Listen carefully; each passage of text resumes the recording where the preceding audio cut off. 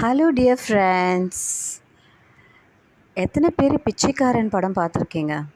ஆனால் பிச்சைக்காரன்னு சொல்லக்கூடாது, யாசகர்கள்னு சொல்லணும். நல்லா யோசிச்சு பாருங்கள். நம்ம போகிற எல்லா புனித தலமும், சர்ச் ஆகட்டும், டெம்பிள் ஆகட்டும், மாஸ்க் ஆகட்டும், இது எல்லாத்துக்கும் முன்னாடியும் அவங்க உக்காந்துட்ருக்காங்க. எத்தனை பணக்காரர்கள், எத்தனை ஆக்ட்ரஸ், எத்தனை பொலிட்டிஷியன் அந்த சைடை கிராஸ் பண்ணியிருப்பாங்க.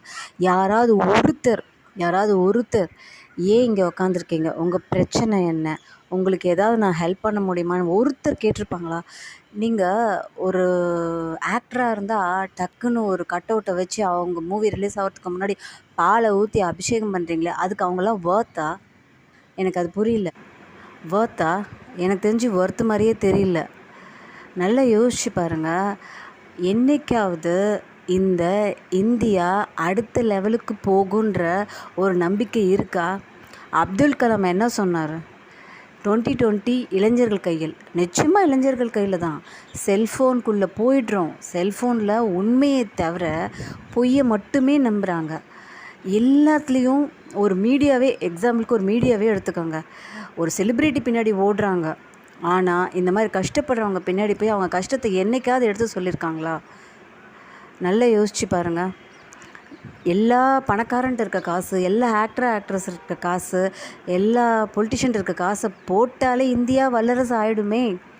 ஏன் வல்லரசு ஆக மாட்டேங்குது? ஏன் ஆகக்கூடாது? எப்பயுமே கீழே இருக்கவங்க கீழேயே இருக்கணும், மேலே இருக்கவங்க மேலேயே இருக்கணுமா? கேட்டால் கர்மான்னு சொல்லுவீங்க. எல்லாத்தையும் மக்களை பிரெயின் வாஷ் பண்ணி டெம்பிளுக்கு வர வைக்கிறீங்க. அங்கே அதை உண்டியலில் வர்ற காசே போதுமே. நம்ம இந்தியா விடுங்க, தமிழ்நாடே பெரிய லெவலுக்கு வந்துடுமே. ஒருத்தர் கூட யாரும் கையேந்த மாட்டாங்களே. இதெல்லாம் எப்படி மாறும்? ஒரு படம் எடுத்துகிட்டா போதுமா? அந்த படத்தில் என்ன, அவர் ஏதோ ஒரு சுவாமிஜி சொன்னார்னு வந்து உட்கார்றாரு. அப்புறம் கிளைமேக்ஸில் பார்த்தீங்கள்ல, அங்கே இருக்க எல்லாரும் போய் அந்த அவருடைய ஃபேக்ட்ரியில் வேலை செய்வாங்க. அந்த மாதிரி ஏன் எதுவுமே பண்ண மாட்டேன்றீங்க?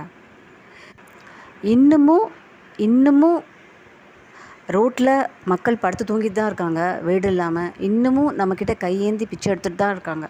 சாரி, யாசம் கேட்டுட்டு தான் இருக்காங்க. ஏழையாகவே தான் இருக்கான். நம்ம தான் மாறணும். இந்த தயவு செய்து இந்த ஆக்டர் பின்னாடி ஊர்வஷி மேடம் சொன்னாங்க ஒரு வாட்டி. என்ன சொன்னாங்க தெரியுமா? என்னோடய ஃபோட்டோ வச்சு உன்னால் ரேஷன் கடையில் ஏதாவது வாங்க முடியுமான்னு. இது போதாதா?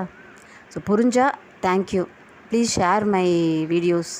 5-6 வீடியோ தான் போகுது. கொஞ்சம் ஷேர் பண்ணால்